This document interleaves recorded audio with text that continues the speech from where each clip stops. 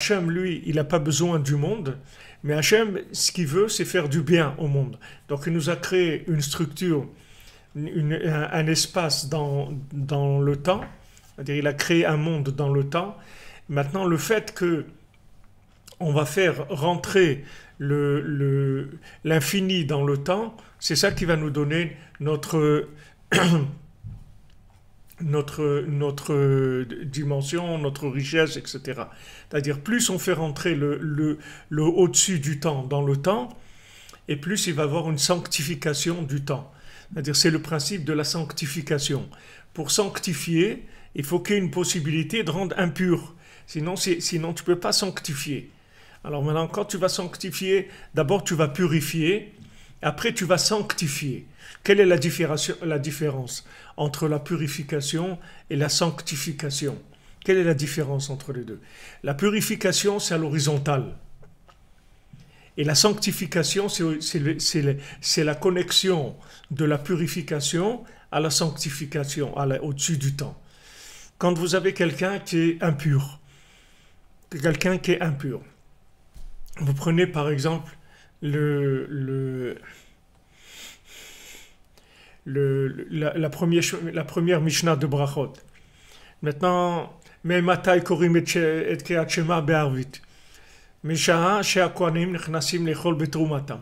C'est-à-dire, quand est-ce que maintenant on dit le schéma dans Arvit, au moment où les Kohanim ils rentrent manger la trouma, ils rentrent manger qu'est-ce que c'est la trouma? C'est la mémoire, oui, puisqu'on a dit que maintenant c'est le prélèvement. Qu'est-ce que c'est la trouma?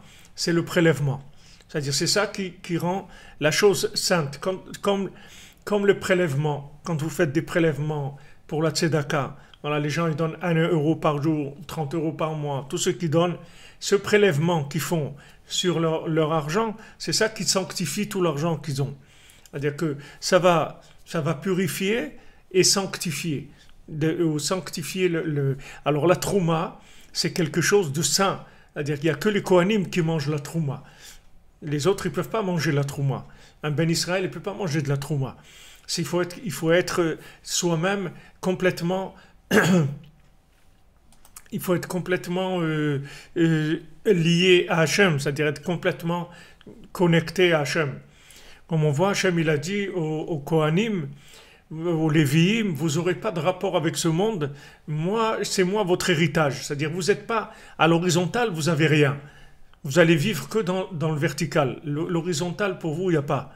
Parce qu'il les a sanctifiés, c'est-à-dire il les a prélevés. Donc le prélèvement, par exemple la chala, qu'on prélève la chala, c'est pour pouvoir sanctifier.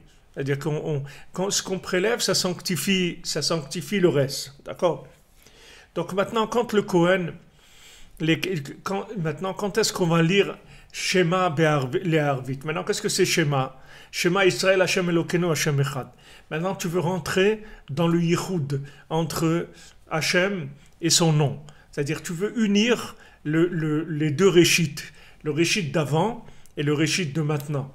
Tu veux les lier les deux. Tu veux faire que Hachem, qui est l'essence, qui se trouve avant la création, il soit lié avec Hachem dans sa création, dans son apparence, dans sa révélation, dans la création.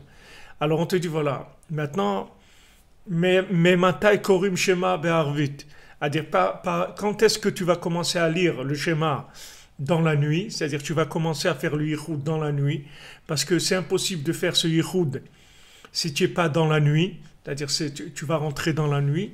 C'est là où c'est le plus grand. Il est plus fort que celui du jour. Parce que celui de la nuit, la prière de Arvit, c'est Yaakov Avinu qui l'a instauré.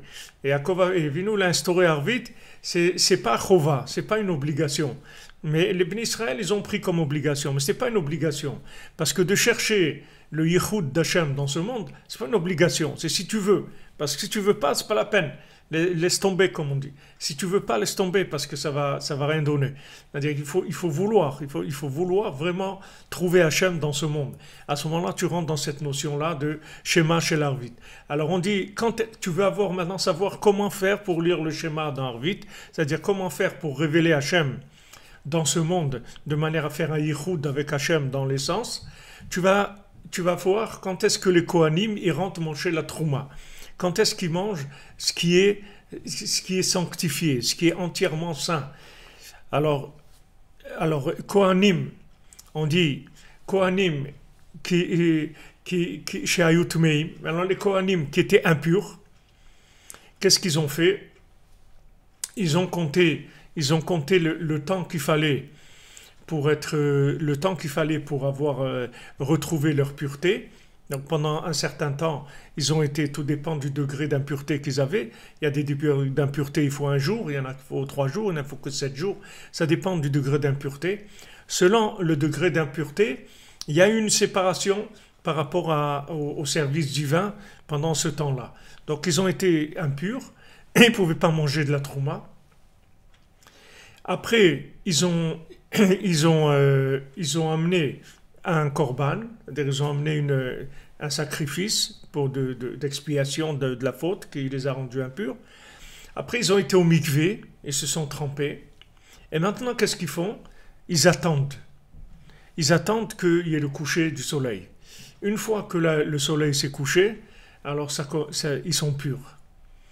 Biat shimsham metaharatam. Quand le soleil se couche, c'est ça qui va les purifier. Donc la notion de tahara, elle est liée avec le temps. La tahara, ça veut dire purification à l'horizontale, c'est-à-dire dans le temps. Et maintenant, sanctification, gdusha, les kadesh, ça veut dire complètement dans l'autre monde, c'est-à-dire c'est sorti de ce monde.